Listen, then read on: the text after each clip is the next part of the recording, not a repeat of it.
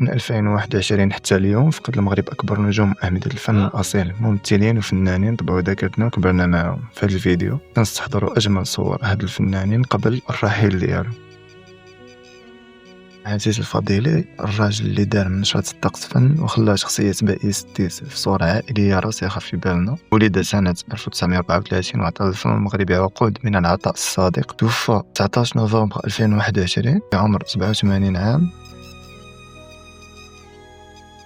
عبد اللطيف هلال خلى التعليم باش يعطي حياته كاملة للمسرح. التحق بفرقة الطيب الصديق عام 1967 وشارك في أعمال كبيرة بحال فيلم الرسالة. ممثل أنيق رزين وصادق في كل أدواره. انتقل لجوار ربه 27 يناير 2022 عن عمر 82 سنة.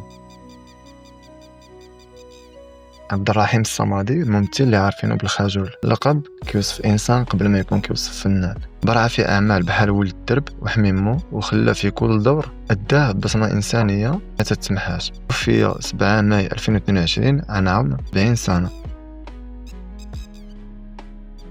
نور الدين بكر أيقونة الكوميديا المغربية، عمر المسارح بالضحكة ديالو مع فرقة مسرح الحي. له مسرحيات بحال شرح ملح وحب وتبن، علامة فارقة، وبقات عبارته الشهيرة غادي في الخسران حمادي راسخة في لسان كل مغربي. توفي 2 سبتمبر 2022 عن عمر يناهز 70 سنة.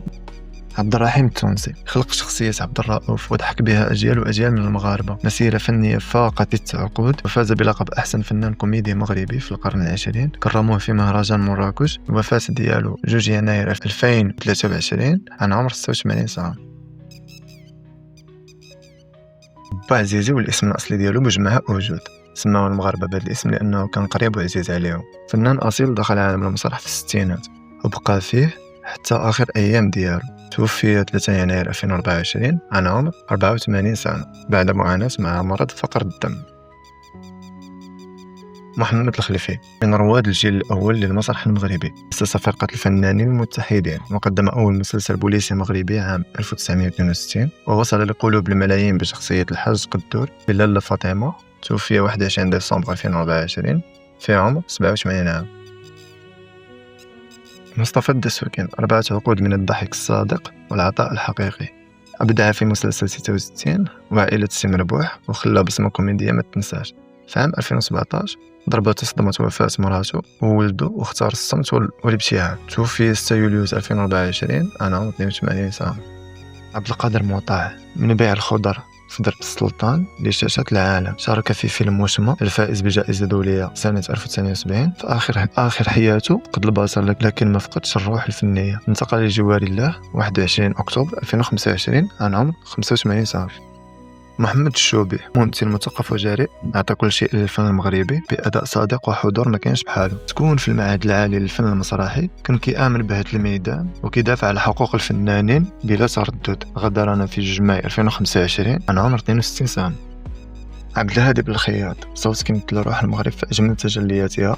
5 عقود من الأغاني، ولكن في الأخير اعتزل الفن لملاقاة درب ربه. انتقل لرحمة الله في 30 يناير 2026 عن عمر 86 سنة. كمال اللعبي أو الشيف كيمو حفيظ رائد الموسيقى الأندلسية الحاج عبد الكريم الرايس، ووصلت الوصفات ديالو المليون متابع. أسس مطعم شي كيمو برباط وخلى من المطبخ ثقافة وفن وحب. غادرنا بشكل مفاجئ 5 فبراير 2026 عن عمر 54 سنة بسبب أزمة قلبية.